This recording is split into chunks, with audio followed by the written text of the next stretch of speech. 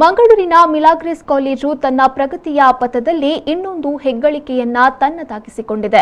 10 ವರ್ಷಗಳ ಫಲಪ್ರದ ಶ್ರಮ ಪೂರ್ಣಗೊಂಡಿದೆ. ಎನ್ಸಿಸಿ ಆರ್ಮಿ ಘಟಕದ ಉದ್ಘಾಟನೆ ಮತ್ತು ಪ್ರಮಾಣ ವಚನ ಸ್ವೀಕಾರ ಸಮಾರಂಭವನ್ನು ನಡೆಸಲಾಯಿತು. ಮುಖ್ಯ ಅತಿಥಿಯಾದ 18ನೇ Karnataka battalion commanding officer colonel Nitin Pide ಕಾರ್ಯಕ್ರಮವನ್ನು ಉದ್ಘಾಟಿಸಿದರು.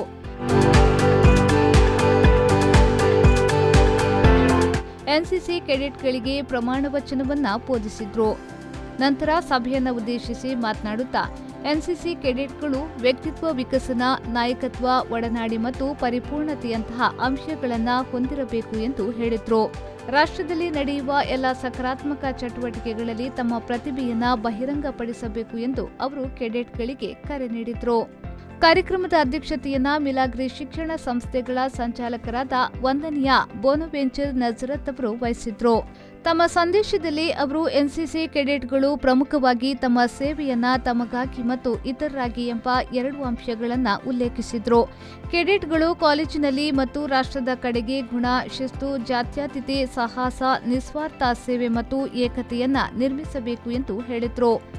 I also congratulate these 17 youngsters who have come forward to instill especially the hope and also the spirit of citizenship. What is the significance of NCC? I put it in 2 ways. One is to the cadets themselves and secondly to the others. First of all, we develop character. There is comradeship, there is discipline, there is secular outlook, there is a spirit of adventure, the ideals of selfless service and also the unity that could be displayed in the college or in the country.